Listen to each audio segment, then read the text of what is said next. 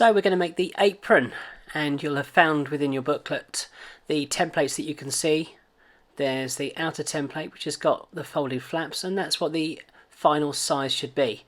Some people might want to stick the final size in. Those are the straps, but I've drawn around both of them so you can see really clearly where I'm going to place everything.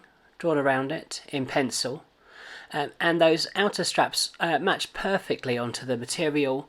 That's where you're going to cut and stick in to have a nice clear fold. As I said, you can stick that in should you wish to. If you don't want to, you don't have to.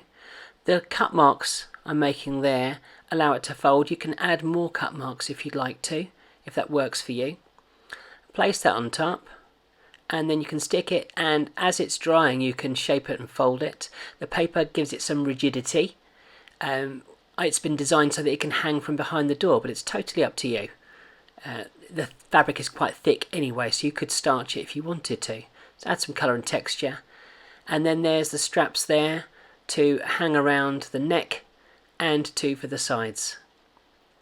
So you can swap those around and make them longer or shorter depending on what you want to. You can glue them beforehand or after.